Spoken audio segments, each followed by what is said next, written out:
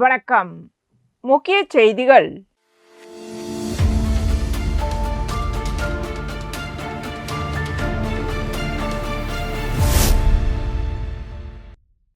புதுச்சேரி 16வது சட்டசபையின் முதல் பட்ஜெட் கூட்டத்தொடர் கவர்னர் கைலாசநாதன் உரையுடன் தொடங்கியது. இதனைத் தொடர்ந்து முதலமைச்சர் ரங்கசாமி ரூபாய் 14,300 கோடிக்கான பட்ஜெட்டை சட்டசபையில் தாக்கல் செய்தார். பட்ஜெட்டில் பல்வேறு முக்கிய அறிவிப்புகளை முதலமைச்சர் ரங்கசாமி வெளியிட்டார்.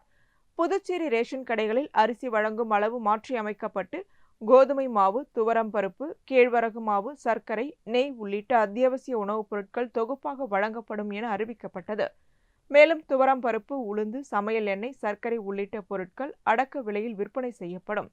அரசு மற்றும் அரசு உதவி பெறும் உயர்கல்வி நிறுவனங்களில் பயிலும் அனைத்து மாணவர்களுக்கும் இலவச பேருந்து வசதி வழங்கப்படும். அதேபோல் அரசு மற்றும் அரசு உதவி பெறும் பள்ளிகளில் 9 மற்றும் 10ஆம் வகுப்பு பயிலும் மாணவர்களுக்கு இந்த நிதியாண்டு முதல் இலவச டேப்லெட் பிசி வழங்கப்படும்.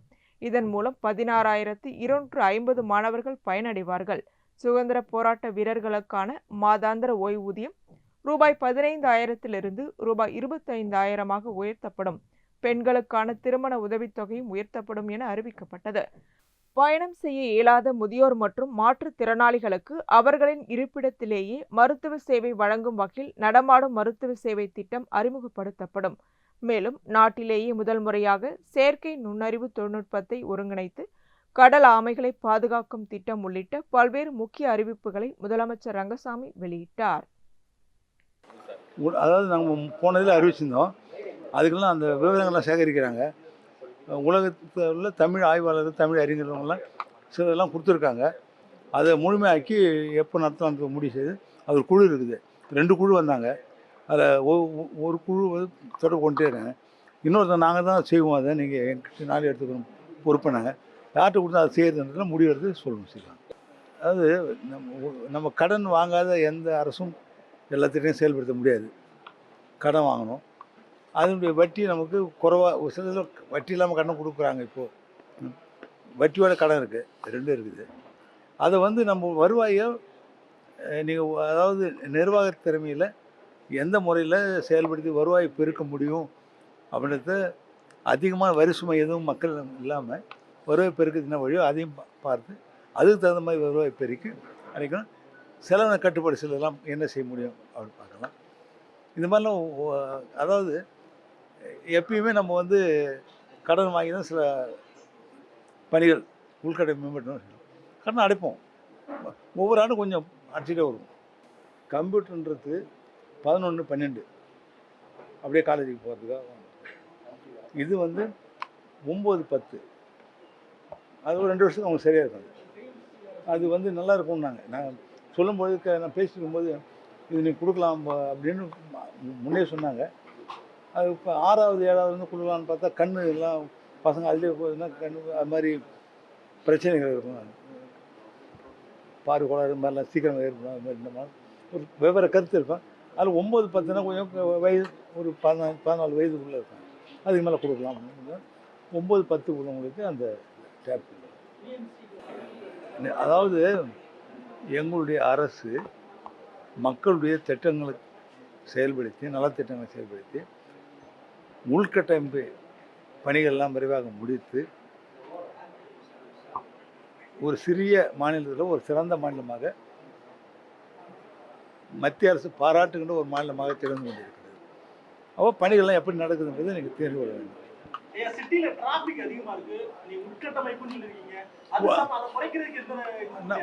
நம்முடைய சாலை வசதி மேம்படுத்துவதற்குரிய நடவடிக்கை இருக்கு இல்லைன்னா, முன்ன பல ஆண்டுக்கு முன்பு போடப்பட்ட சாலை வீடு கட்டினாங்க, அதெல்லாம் இருக்காங்க. அப்போ அதுக்கு தகுந்த மாதிரி நம்ம ஆலோசனை வழங்கி, அதாவது இது சம்மந்தமாக டிராஃபிக் சம்மந்தமாக அந்த வல்லுநர் அவங்க அதில் இருக்காங்கல்ல, எக்ஸ்பர்ட்லாம் இருக்காங்க, அவங்கக்கிட்ட ஆலோசனை கேட்டு அது என்ன மாதிரி பூச்சி இருந்ததை டிராஃபிக்கை குறைக்க முடியும் பார்த்து செய்யலாம். நான் ஒரு கருத்து சொல்லியிருக்கேன் துறையில். அதுக்கு மாதிரி பொதுவாக அதாவது ஏழை எளிய மக்களுக்கான திட்டங்கள் இந்த அரசு எப்பயுமே செயல்படுது. அதில் குறிப்பாக ஆதி திராவிட மக்களுக்கான நிதி உயர்த்தி வழங்கப்பட்டிருக்குது. சாதாரண ஏழை குடும்ப பெண்கள் திருமண உதவி அதை வந்து அரசு உயர்த்தி வாங்கிக்கிறது. இன்றைய காலகட்டத்தில் தகுந்தவாறு தேவை, அது உயர்த்தி வாங்கிக்கிறது.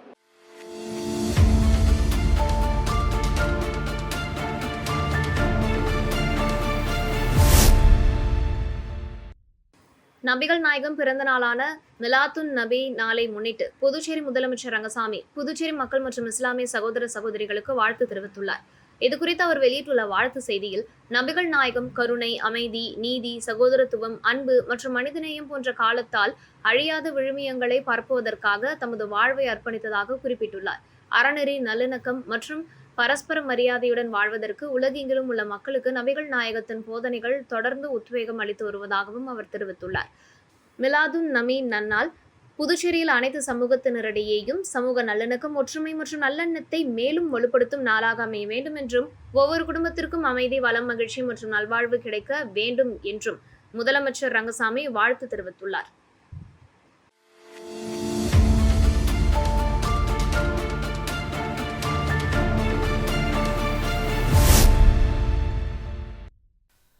புதுச்சேரி 16வது சட்டப்பேரவையின் முதல் கூட்டத்தொடரில் துணைநிலை ஆளுநர் கைலாசநாதன் உரை மீதான விவாதத்தில் உருளையன்பேட்டை தொகுதி சட்டமன்ற உறுப்பினரும் நேயம் மக்கள் கழக தலைவருமான நேரு என்கின்ற குப்புசாமி பல்வேறு மக்கள் பிரச்சினைகள் குறித்து பேசினார். புதுச்சேரி சட்டப்பேரவை கூட்டத்தொடர் தற்காலிக பேரவைத் தலைவர் தலைமையில் நடைபெறுவது இதுவே முதல் முறையாகும். ஆட்சி பொறுப்பேற்று 110 நாட்கள் கடந்தும் நிரந்தர பேரவைத் தலைவர் தேர்வு செய்யப்படாதது வருத்தத்திற்குரியது என குறிப்பிட்ட சட்டமன்ற உறுப்பினர் நேரு பேரவைத் தலைவர் தேர்தலை விரைந்து நடத்த வேண்டும் என்றார். மேலும் சட்டப்பேரவை நிகழ்வுகளை நேரலையில் ஒளிபரப்ப வேண்டும் என்றும் வலியுறுத்தினார். புதுச்சேரிக்கு ஸ்மார்ட் சிட்டி திட்டத்தின் கீழ் கிடைத்த சுமார் ரூபாய் 2000 கோடி நிதியை முழுமையாக பயன்படுத்தவில்லை என குற்றம் சாட்டிய அவர், புதிய பேருந்து நிலையம், அண்ணா திடல், மினி விளையாட்டு அரங்கம், ஈகோ ஃபாரஸ்ட் உள்ளிட்ட திட்டங்களை முழுமையாக மக்கள் பயன்பாட்டிற்கு கொண்டு வர வேண்டும் என்றார். கண்டாக்டர் தோட்டம், குடியிருப்பு சீரமைப்பு, உப்பனாறு கரை மேம்பாடு, பாதாள சாக்கடை திட்டம் உள்ளிட்ட பணிகளில் ஏற்பட்டுள்ள குறைபாடுகளை ஆய்வு செய்து பொதுமக்களின் பணம் வீணாகாமல் நடவடிக்கை எடுக்க வேண்டும் என்றும் கேட்டுக்கொண்டார். கடந்த 5 ஆண்டுகளில் 4160 அரசு பணியிடங்கள் நிரப்பப்பட்டுள்ளதாக ஆளுநர் உரையில் குறிப்பிட்டுள்ள நிலையில், அதே காலகட்டத்தில் எத்தனை ஊழியர்கள் ஓய்வு பெற்றனர் என்பதையும் அரசு தெரிவிக்க வேண்டும் என்றார். ஆயிரக்கணக்கான காலி பணியிடங்கள் இருப்பதாக குறிப்பிட்ட சட்டமன்ற உறுப்பினர் நேரு, ஆண்டிற்கு குறைந்தபட்சம் 2000 பணியிடங்களையாவது நிரப்பி அவற்றை போர்க்கால அடிப்படையில் நிரப்ப வேண்டும் என வலியுறுத்தினார். அரசு பணியாளர்கள் தேர்வுகளில் ஏற்படும் குளறுபடிகளுக்கும் முற்றுப்புள்ளி வைக்க வேண்டும் என்றார். தனிநபர் வருமானம் உயர்ந்துள்ளதாக அரசு தெரிவிப்பது மட்டுமே மக்களின் வாழ்க்கை தரத்தை பிரதிபலிக்காது என கூறிய அவர், இளைஞர்களின் குறைந்த வருமானம் மற்றும் அதிகரித்து வரும் வீட்டு வாடகை, இஎம்ஐ, பெட்ரோல் உள்ளிட்ட செலவுகளை அரசு கருத்தில் கொள்ள வேண்டும் என்றார். நலத்திட்டங்களுக்கான தற்போதைய ரூபாய் 72,000 வருமான உச்சவரம்பை குறைந்தபட்சம் ரூபாய் 5 லட்சமாக உயர்த்த வேண்டும் எனவும் கோரிக்கை விடுத்தார். பெண்ணையாறு, சங்கராபரணி ஆறுகள் உள்ளிட்ட நீர் ஆதாரங்களை பயன்படுத்தி புதுச்சேரியின் குடிநீர் தேவையை பூர்த்தி செய்ய வேண்டும் என வலியுறுத்திய நேரு, நெய்வேலி மற்றும் சாத்தனூர் அணையிலிருந்து குடிநீர் கொண்டுவரும் நீண்டகால திட்டங்களை நடைமுறைப்படுத்த வேண்டும் என்றார். அதுவரை குடியிருப்பு பகுதிகளுக்கு குடிநீர் வழங்குவதில் முன்னுரிமை அளிக்க வேண்டும். வணிக நிறுவனங்களுக்கு அதிக அளவில் குடிநீர் வழங்குவதால் குடியிருப்புகளுக்கு ஏற்படும் தட்டுப்பாட்டை தவிர்க்க வேண்டும் என்றும் கேட்டுக்கொண்டார். சுமார் ரூபாய் 725 கோடி மதிப்பிலான சிறப்பு பொருளாதார மண்டல திட்டத்தை நீண்ட காலமாக அறிவித்து வருவதை விட அதை நடைமுறைக்கு கொண்டு வர வேண்டும் என்றார். இத்திட்டம் செயல்படுத்தப்பட்டால் 10 ஆண்டுகளில் சுமார் 40,000 நேரடி மற்றும் மறைமுக வேலைவாய்ப்புகள் உருவாகும் வாய்ப்பு உள்ளதாகவும் தெரிவித்தார். விமான நிலைய விரிவாக்கம், ரயில்வே மற்றும் துறைமுக மேம்பாட்டு திட்டங்களையும் விரைந்து செயல்படுத்த வேண்டும் என வலியுறுத்திய அவர், வீடு கட்டும் திட்டத்தில் உயர்த்தப்பட்ட ரூபாய் 7 லட்சம் மானியத் தொகை பயனாளிகளுக்கு தாமதமின்றி வழங்க வேண்டும் என்றும் கேட்டுக்கொண்டார். மக்களின் குடிநீர், வேலைவாய்ப்பு, வீட்டு வசதி மற்றும் உள்கட்டமைப்பு பிரச்சினைகளுக்கு அரசு உடனடியாக தீர்வு காண வேண்டும் என சட்டமன்ற உறுப்பினர் நேரு வலியுறுத்தினார்.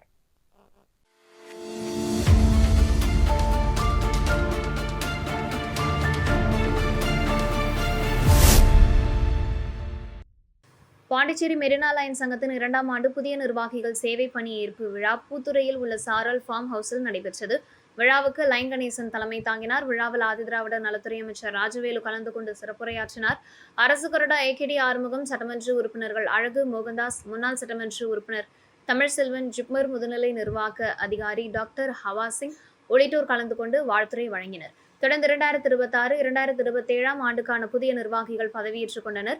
தலைவராக செந்தில், செயலாளராக சுபாஷ்ணன், பொருளாளராக தமிழரசன் ஆகியோர் பொறுப்பேற்றனர். லைன் சங்க முன்னாள் ஆளுநர்கள் மற்றும் நிர்வாகிகள் புதிய நிர்வாகிகளுக்கு பதவி பிரமாணம் செய்து வைத்து வாழ்த்தினர். மேலும் புதிய உறுப்பினர்கள் சங்கத்தில் இணைக்கப்பட்டனர். விழாவில் PNJF Lion Murali, Gopikrishnan, PNJF engineer Sivakanthan, 2ஆம் துணை ஆளுநர் GLT கோஆர்டினேட்டர் ராஜாராமன், ராம வாசுதேவன், மண்டல தலைவர் டாக்டர் செந்தில்குமார், வட்டார தலைவர் Dhandapani, Lion Natarajan, Lion Arulanandam, Lion Ramakrishnan உள்ளிட்டோர் கலந்து கொண்டனர். பாண்டிச்சேரி மெரினா லைன் சங்கம் சார்பில் பல்வேறு நலத்திட்ட உதவிகளும் வழங்கப்பட்டன. 2 பேருக்கு தையல் எந்திரங்கள், 4 மாணவர்களுக்கு கேரம் போர்டுகள், 4 பேருக்கு செஸ் போர்டுகள், 4 பேருக்கு கால்பந்துகள் வழங்கப்பட்டன. மேலும் 17 குடும்பங்களுக்கு தலா 25 கிலோ அரிசி மூட்டைகள் வழங்கப்பட்டன. புதிய தலைவர் செந்தில் ஏற்புரையாற்றினார். செயலாளர் சுபாஷ்ணன் நன்றி கூறினார். நிகழ்ச்சியை லைன் குப்பன் தொகுத்து வழங்கினார்.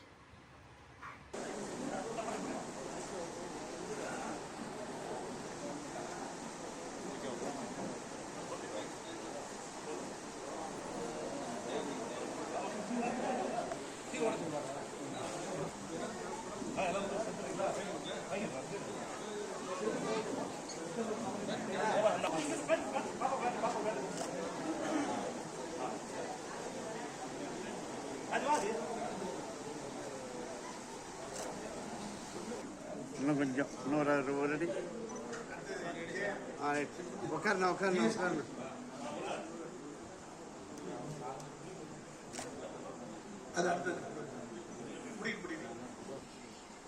அண்ணா.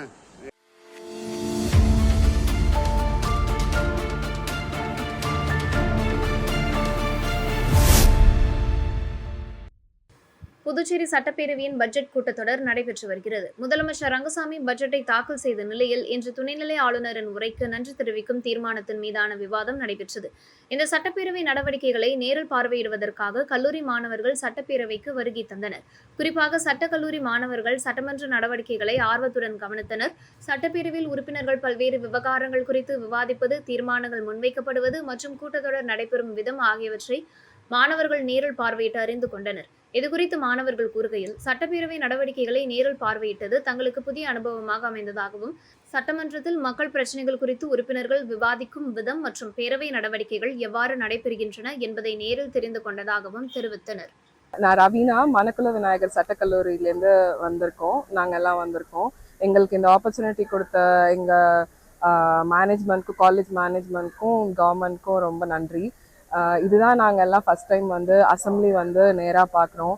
அவங்களோட கான்ஸ்டுவன்சியில் என்னென்ன நிறைக்குறை இருக்குது அப்படின்னு சொல்கிறதெல்லாம் நேராக பார்க்குறதுக்கு ரொம்ப நல்லா இருந்துச்சு. ஒரு பீப்புளை ரெப்ரசன்ட் பண்ணி அவங்களுக்காக பேசுகிறதெல்லாம் ஃபஸ்ட் டைம் பார்க்குறது எங்களுக்கு ரொம்ப நல்லா இருந்துச்சு. நல்ல எக்ஸ்பீரியன்ஸ் இது.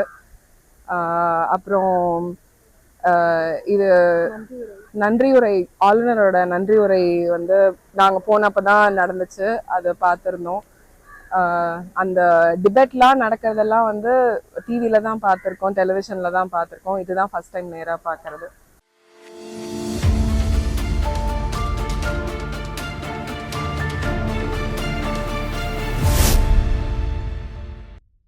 புதுச்சேரி சட்டப்பேரவையில் துணைநிலை ஆளுநர் கைலாஷ்நாதன் ஆற்றிய உரைக்கு நன்றி தெரிவித்து லட்சிய ஜனநாயக கட்சியின் தலைவரும் காமராஜ் நகர் தொகுதி சட்டமன்ற உறுப்பினருமான ஜோஸ் சார்லஸ் மார்ட்டின் உரையாற்றினார்.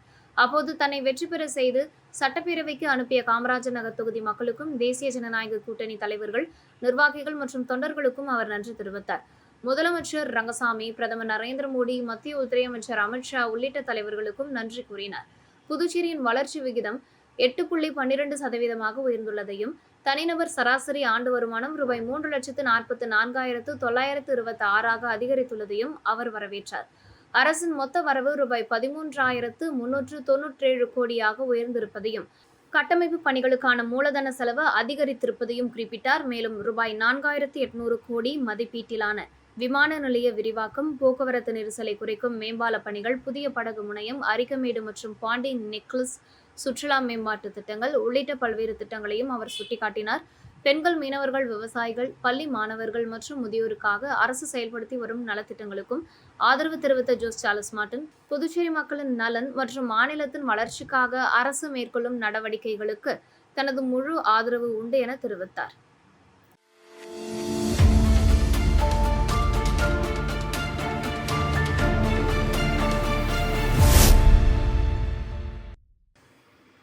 புதுச்சேரி சட்டப்பேரவையில் முதலமைச்சர் ரங்கசாமி தாக்கல் செய்த 2026-27 ஆண்டுக்கான பட்ஜெட் மக்களின் எதிர்பார்ப்புகளை நிறைவேற்றவில்லை என்றும் அது வாயால் வடை சுடும் பட்ஜெட் என்றும் காங்கிரஸ் தலைவர் வைத்திலிங்கம் கடுமையாக விமர்சித்துள்ளார். இது தொடர்பாக செய்தியாளர்களை சந்தித்த அவர், பட்ஜெட்டில் இளைஞர்களுக்கான வேலைவாய்ப்பு, விவசாயிகள் மற்றும் மீனவர்களின் முக்கிய பிரச்சினைகளுக்கு போதிய தீர்வுகள் இல்லை என குற்றம் சாட்டினார்.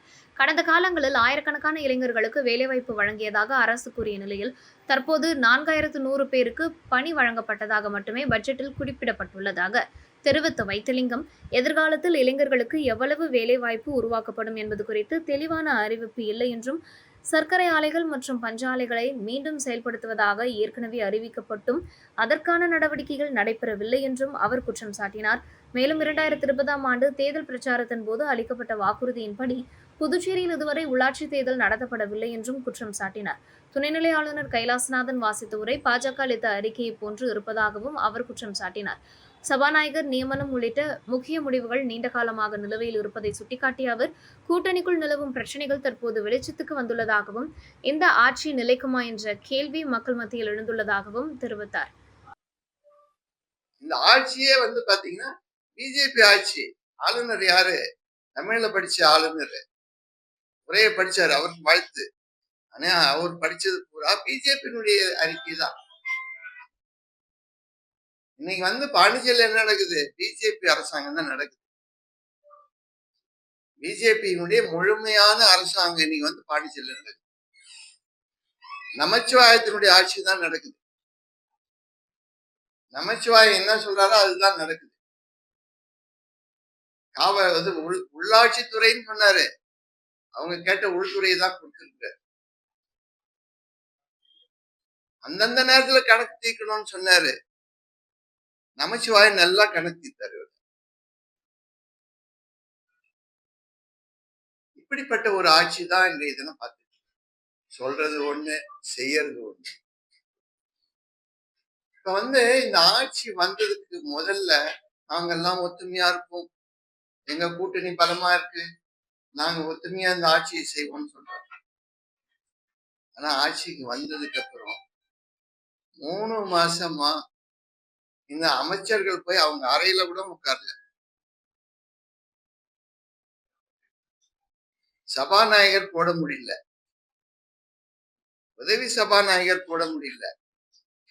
இந்த மாதிரி ஒரு உள்கட்சி, அதாவது கூட்டணி கட்சியினுடைய சண்டை வெளிச்சத்துக்கு வந்திருக்கு. மக்கள் என்ன நினைக்கிறாங்க? இந்த ஆட்சி நிலைக்குமா அப்படின்னு சொல்லக்கூடிய ஒரு கேள்விய மனசுல வைக்கிறாங்க. நாங்க விரும்பல, இந்த ஆட்சி போகணும்னு நினைக்கிறோம். ஆனா இந்த ஆட்சி போகுமா அப்படின்றத கேள்வியை யார் கேட்கிறாங்க? மக்கள் தான் கேட்கிறாங்க. நாங்க மாத்தணும்னு நினைச்சோம், எதிர்கட்சியில ஒத்துமை இல்லை அப்படின்னு சொல்லிட்டு இருந்தாங்க. அதனால்தான் நாங்க உங்களுக்கு ஓட்டு போட்டோம்னு சொன்னாங்க. ஆனா இன்னைக்கு வந்ததுக்கு அப்புறம் அவங்களே தேவலான்றாங்க. வெளியில ஓப்பனா சண்டை போட்டு வேலையை முடிக்கிறாங்க. ஆனா இவங்க சண்டை போட்டு ஊரை ஏமாத்துறாங்க. இதுதான் இந்த பட்ஜெட்டினுடைய நிலைப்பாடு, ஆளுநருடைய நிலைப்பாடு.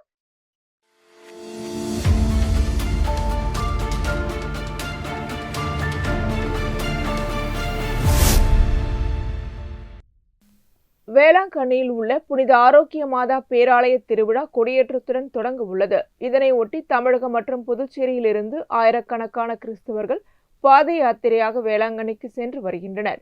வேண்டுதல்கள் நிறைவேறவும் நேர்த்திக்கடன் செலுத்தவும் பக்தர்கள் நடைப்பயணமாக வேளாங்கண்ணி சென்று கொடியேற்று விழாவில் பங்கேற்கின்றனர். சென்னை மற்றும் புதுச்சேரியில் இருந்து கிழக்கு கடற்கரை சாலை வழியாக பக்தர்கள் பாத யாத்திரை மேற்கொண்டுள்ளனர். புதுச்சேரி வழியாக வேளாங்கண்ணி செல்லும் பக்தர்களுக்கு ரயில் நிலையம் எதிரே உள்ள தூய இருதய ஆண்டவர் ஆலயத்தில் நேயம் மக்கள் கழகம் சார்பில் உணவு மற்றும் தண்ணீர், மருந்துகள் வழங்கப்பட்டன. நிகழ்ச்சியில் நேயம் மக்கள் கழக பொதுச் செயலாளர் விநாயகம், குஜரியோ கராத்தே சங்க செயலாளர் கராத்தே சுந்தரராஜன் உள்ளிட்டோர் கலந்து கொண்டனர். நிகழ்ச்சிக்கான ஏற்பாடுகளை நேயம் மக்கள் கழக நிர்வாகி ரெனோ, அருள் மெடிக்கல் சென்டர் நிர்வாகி பெருமாள் ராஜா ஆகியோர் செய்திருந்தனர். மேலும் நேயம் மக்கள் கழக நிர்வாகிகள் ஐயனார், மாரிமுத்து, விஜய் கிருஷ்ணன், தினேஷ், கார்த்திக், ஜோசப், சசி, அலெக்ஸ் உள்ளிட்டோர் கலந்து கொண்டனர்.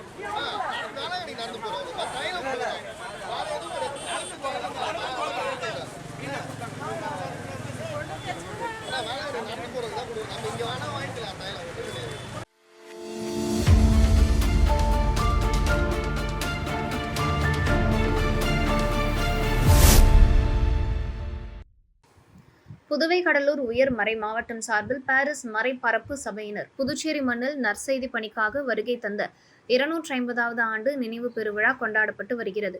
இதையொட்டி பெட்ரிட் செமினர் மேல்நிலைப் பள்ளியில் 3 நாட்கள் நடைபெறும் சிறப்பு கண்காட்சி தொடக்க விழா நடைபெற்றது.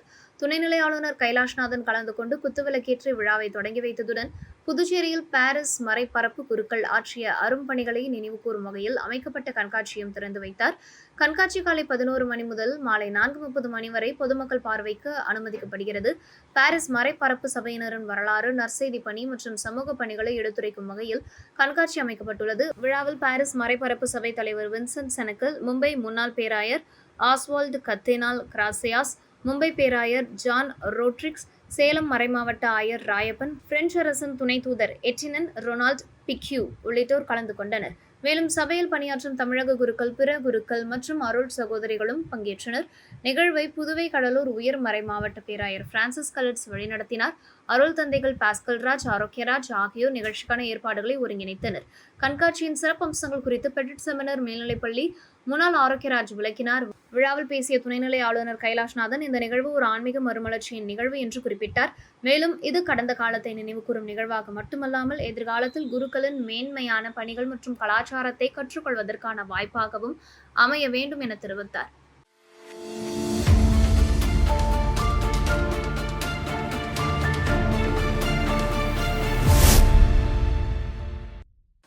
புதுச்சேரி தொழிலாளர் காங்கிரசுடன் இணைக்கப்பட்ட அழகு கலை மற்றும் சிகை அலங்கார கலைஞர்கள் நலசங்கத்தின் ஆண்டு பேரவை கூட்டம் மற்றும் சங்க உறுப்பினர்களுக்கு அடையாள அட்டை வழங்கும் நிகழ்ச்சி நடைபெற்றது. நிகழ்ச்சிக்கு தொழிலாளர் காங்கிரஸ் தலைவர் பிரபுராஜ் தலைமை தாங்கினார். சங்கத்தின் பொதுச் செயலாளர் ஜானகி செல்வமணி ஆண்டு வேலை அறிக்கையை தாக்கல் செய்து பேசினார். சங்கத்தின் பொருளாளர் ராஜலட்சுமி வரவு செலவு அறிக்கையை சமர்ப்பித்தார். நிகழ்ச்சியில் நாடாளுமன்ற உறுப்பினரும் புதுச்சேரி மாநில காங்கிரஸ் தலைவருமான வைத்திலிங்கம் கலந்து கொண்டு சிறப்புரையாற்றினார். தொடர்ந்து சங்க உறுப்பினர்களுக்கு அடையாள அட்டைகள் வழங்கினார். சங்க நிர்வாகிகள் புனிதா, மகேஸ்வரி, புவனேஸ்வரி, மகேஸ்வரி, ஜெயந்தி, அமுதவல்லி, செல்வி, உமா, இந்திரா, காமினி, காளீஸ்வரி, சரண்யா உள்ளிட்ட 170க்கும் மேற்பட்ட உறுப்பினர்கள் கலந்து கொண்டனர். சங்கத்தின் ஆண்டு பேரவை கூட்டத்தை வாழ்த்தி தொழிலாளர் காங்கிரஸ் மைய நிர்வாகிகள் மோகனகிருஷ்ணன், மீனாட்சி, அந்தோனி குரூஸ், உதயசங்கர் உள்ளிட்டோர் பேசினர். கூட்டத்தின் நிறைவில் அழகு கலை மற்றும் சிகை அலங்கார கலைஞர்கள் நலசங்கத்தை அமைப்புசாரா தொழிலாளர் காங்கிரசுடன் இணைக்கப்பட்ட சங்கமாக தொடர்ந்து செயல்படுத்துவது என ஒருமனதாக தீர்மானம் நிறைவேற்றப்பட்டது.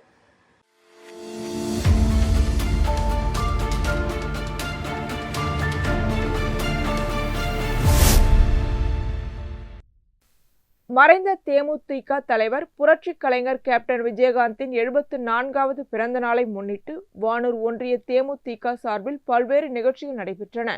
விழாவிற்கு வானூர் ஒன்றிய செயலாளர் மதியழகன் தலைமை தாங்கினார். முன்னதாக திருச்சிற்றம்பலம் கூற்றோடு பகுதியில் உள்ள சித்தி விநாயகர் ஆலயத்தில் விஜயகாந்த் பெயரில் சிறப்பு பூஜை மற்றும் வழிபாடுகள் நடைபெற்றன.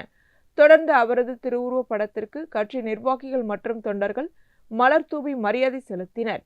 இதனை அடுத்து அப்பகுதியில் உள்ள HRC மனநல காப்பகத்தில் தங்கியுள்ளவர்கள் மற்றும் பொதுமக்களுக்கு அன்னதானம் வழங்கப்பட்டது.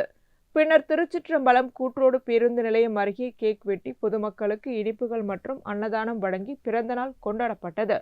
நிகழ்ச்சியில் தேமுதிக மாவட்ட மாணவரணி துணை செயலாளர் சதீஷ், வர்த்தகணி மாவட்ட துணை செயலாளர் பெருமாள், வானூர் ஒன்றிய துணை செயலாளர் அகத்தியன், மாலா சுப்ராயன், மாவட்ட பிரதிநிதி ராஜாராம், முத்து, IT விங் செயலாளர் ராஜா, இளைஞரணி துணை செயலாளர் பழனி, அருள், சுதாகர், தொண்டரணி துணை செயலாளர் ராஜசேகர், உத்திரேசன், ஐயனார், பார்த்திபன், ஜெய்சங்கர், பூபாலன், முருகன், விஜயகுமார், ரவி உள்ளிட்ட கட்சி நிர்வாகிகள் மற்றும் தொண்டர்கள் கலந்து கொண்டனர்.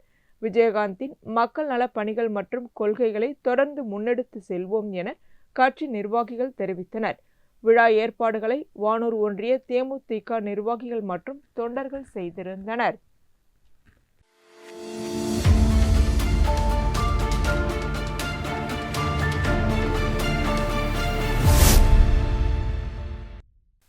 லட்சிய ஜனநாயக கட்சியின் தலைவரும் காமராஜர் நகர் தொகுதி சட்டமன்ற உறுப்பினருமான ஜோஸ் சார்லஸ் மார்டினை புதுச்சேரி உள்ளூர் கேபிள் டிவி உரிமையாளர்கள் மரியாதை நிமித்தமாக சந்தித்து பேசினர். ரெட்டியார்பாளையம் பகுதியில் உள்ள லட்சிய ஜனநாயக கட்சியின் தலைமை அலுவலகத்தில் நடைபெற்ற இந்த சந்திப்பிற்கு எல்ஜேகே மாநில செயலாளர் ரவி ராஜாராம் தலைமை தாங்கினார். சந்திப்பின் போது உள்ளூர் கேபிள் டிவி துறையினர் எதிர்கொள்ளும் பல்வேறு பிரச்சனைகள் மற்றும் தொழில் சார்ந்த கோரிக்கைகள் குறித்து ஜோஸ் சார்லஸ் மார்டினுடன் ஆலோசனை நடத்தப்பட்டதாக தெரிவிக்கப்பட்டது. மேலும் கேபிள் டிவி உரிமையாளர்களின் நலன் மற்றும் அவர்களின் கோரிக்கைகள் தொடர்பாக தேவையான நடவடிக்கைகளை மேற்கொள்வது குறித்து சந்திப்பில் பேசப்பட்டது. நிகழ்ச்சியில் கேபிள் டிவி உரிமையாளர்கள் மற்றும் லட்சிய ஜனநாயக கட்சி நிர்வாகிகள் கலந்து கொண்டனர்.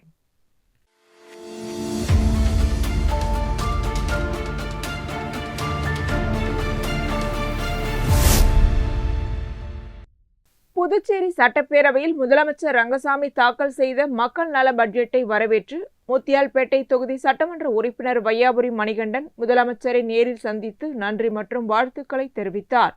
மாநிலத்தின் வளர்ச்சிக்கும் மக்களின் முன்னேற்றத்திற்கும் வழிகாட்டும் வகையில் பட்ஜெட் அமைந்துள்ளதாக வையாபுரி மணிகண்டன் பாராட்டு தெரிவித்தார். தொடர்ந்து முதலமைச்சரிடம் வாழ்த்துக்களை தெரிவித்து ஆசி பெற்றார். முத்தியால்பேட்டை தொகுதி மக்களின் நலனில் தொடர்ந்து அக்கறையுடன் செயல்பட்டு வரும் முதலமைச்சர் ரங்கசாமியின் தலைமையில் புதுச்சேரி மேலும் பல்வேறு வளர்ச்சி திட்டங்களை பெறும் என்ற நம்பிக்கையும் வையாபுரி மணிகண்டன் தெரிவித்துள்ளார்.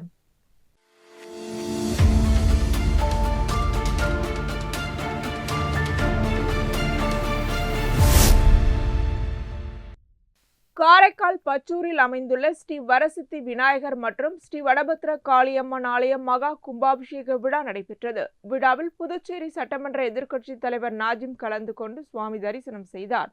கும்பாபிஷேக விழாவை ஒட்டி நடைபெற்ற சிறப்பு பூஜைகள் மற்றும் வழிபாடுகளில் திரளான பக்தர்கள் கலந்து கொண்டு சுவாமி தரிசனம் செய்தனர். ஆலயத்தில் நடைபெற்ற மகா கும்பாபிஷேகத்தை பக்தர்கள் கண்டு வழிபட்டனர். விழாவில் கலந்து கொண்ட எதிர்க்கட்சித் தலைவர் நாஜிம் கோவில் நிர்வாகிகள் மற்றும் பக்தர்களுக்கு வாழ்த்துக்களை தெரிவித்தார்.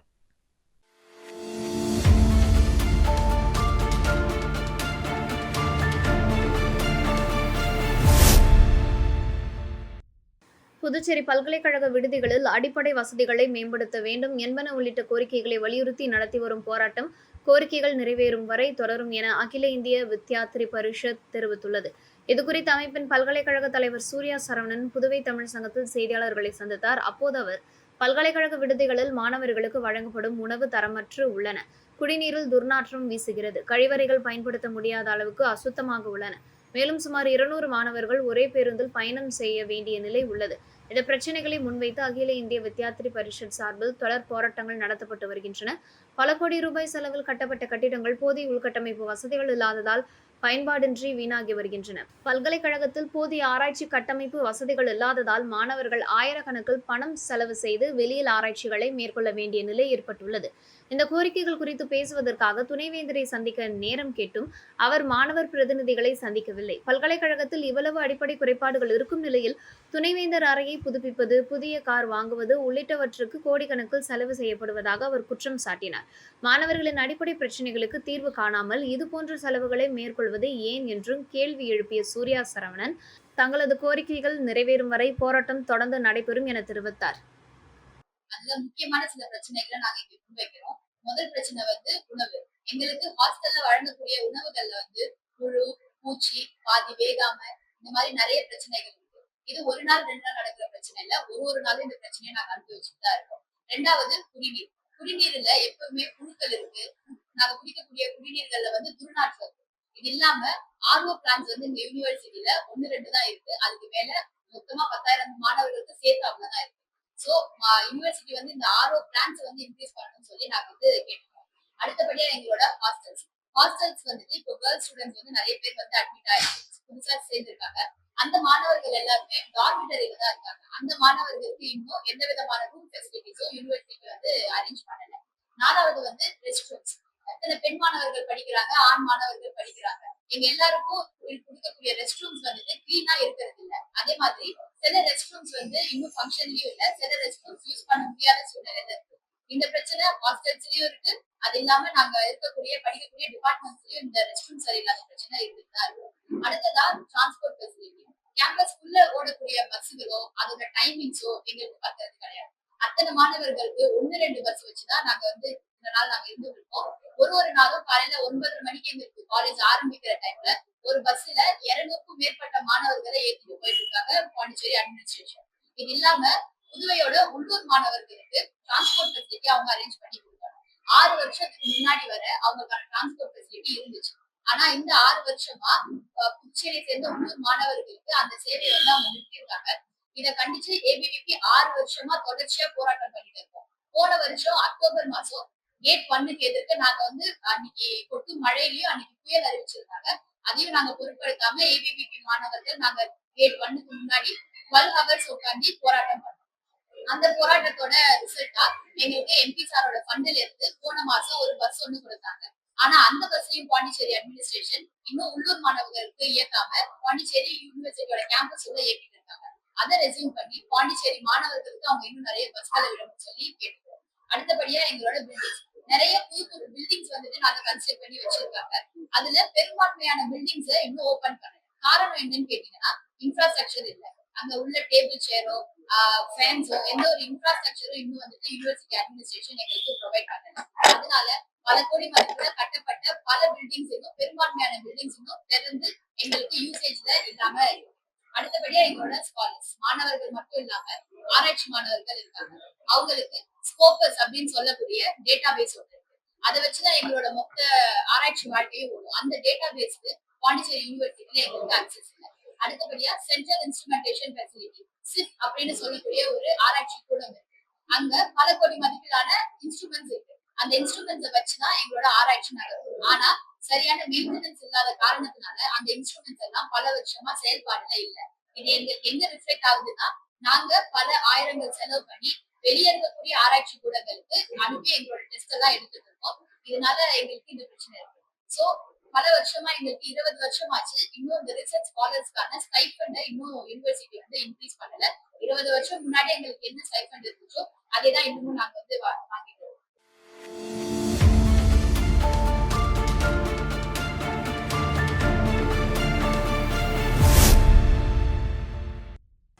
காரைக்கால் தலத்தெருவில் உள்ள நேதாஜி சுபாஷ் சந்திரபோஸ் அரசு பெண்கள் மேல்நிலைப் பள்ளிக்கு காரைக்கால் சக்தி அறக்கட்டளை சார்பில் 2 ஆய்வக பணி மேசைகள் வழங்கும் நிகழ்ச்சி பள்ளி வளாகத்தில் நடைபெற்றது. நிகழ்ச்சிக்கு பள்ளியின் துணை முதல்வர் செல்வராணி தலைமை தாங்கினார். பள்ளி நூலகர் வெங்கட சுப்பிரமணியன் வரவேற்புரையாற்றினார். பட்டதாரி ஆசிரியர் நிர்மலா சிறப்புரையாற்றினார். நிகழ்ச்சியில் ரேணுகா சக்திதாசன், ரிஷி சக்திதாசன், தேனப்பன், இயற்பியல் விரிவுரையாளர் மகாதேவன், கனடாவை சேர்ந்த மென்பொருள் உருவாக்குனர் குமரவேல், கல்லூரி இயற்பியல் உதவி பேராசிரியர் முனைவர் பிரபு, காரைக்கால் நோட்ரி பப்ளிக் மற்றும் வழக்கறிஞர் செல்வகணபதி உள்ளிட்டோர் கலந்து கொண்டனர். மாணவிகளின் அறிவியல் மற்றும் ஆய்வக பயிற்சிக்கான வசதிகளை மேம்படுத்தும் நோக்கில் இந்த 2 ஆய்வக பணி மேசைகள் வழங்கப்பட்டன. இதுபோன்ற உதவிகள் மாணவிகளின் கல்வி முன்னேற்றத்திற்கும் அறிவியல் பாடங்களில் ஆர்வத்தை வளர்ப்பதற்கும் பயனுள்ளதாக இருக்கும் என தெரிவிக்கப்பட்டது. மேலும் கல்வி மேம்பாட்டுக்கான இதுபோன்ற சேவைகள் தொடர்ந்து மேற்கொள்ளப்படும் என அறக்கட்டளை சார்பில் தெரிவிக்கப்பட்டது. நிகழ்ச்சியில் பள்ளி தலைமை ஆசிரியர், ஆசிரியர்கள் மற்றும் மாணவிகள் கலந்து கொண்டனர். நிறைவாக மூத்த விரிவுரையாளர் அபிராமி நன்றி கூறினார்.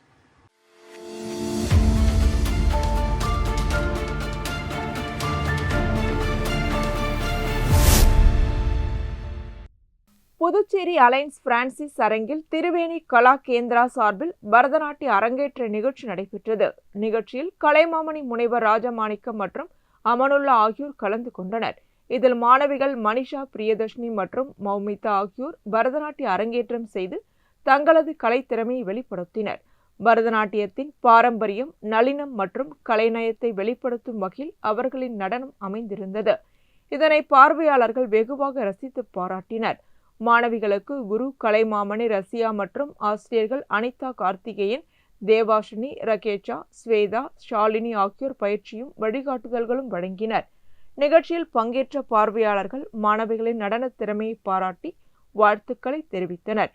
இளம் தலைமுறையினரிடம் பரதநாட்டியத்தின் பாரம்பரியம் மற்றும் கலை சிறப்பை கொண்டு செல்லும் வகையில் இந்த அரங்கேற்ற நிகழ்ச்சி அமைந்தது.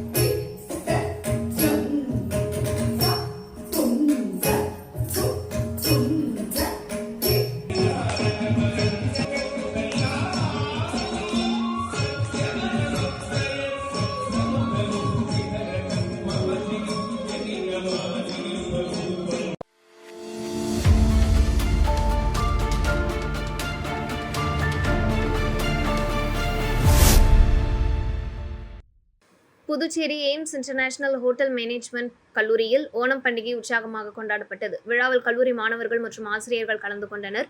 விழாவில் கல்லூரி நிர்வாக இயக்குநர் டாக்டர் சுரேஷ் பேசுகையில், கல்லூரியில் ஆண்டுதோறும் ஓணம் பண்டிகை கொண்டாடப்பட்டு வருவதாக தெரிவித்தார். மேலும் பல்வேறு மாநிலங்களைச் சேர்ந்த மாணவர்கள் ஒன்றிணைந்து விழாவில் பங்கேற்பது ஒற்றுமை மற்றும் கலாச்சார நல்லிணக்கத்திற்கு சிறந்த எடுத்துக்காட்டாக அமைந்துள்ளதாக கூறினார். தொடர்ந்து இந்த கல்வி ஆண்டிற்கான சிறப்பு ஷிப்பிங் மற்றும் ஹோட்டல் மேனேஜ்மெண்ட் படிப்புகள் தொடங்கப்பட்டுள்ளதாகவும், மாணவர்கள் இந்த வாய்ப்பை பயன்படுத்தி சேர்ந்து பயனடையுமாறும் டாக்டர் சுரேஷ் கேட்டுக்கொண்டார். விழாவில் மாணவர்கள் பாரம்பரிய உடை அணிந்து கலந்து கொண்டு ஓணம் பண்டிகையின் கலாச்சார சிறப்பை வெளிப்படுத்தினர். ஆசிரியர்கள் மற்றும் மாணவர்களின் பங்கேற்புடன் விழா நடைபெற்றது.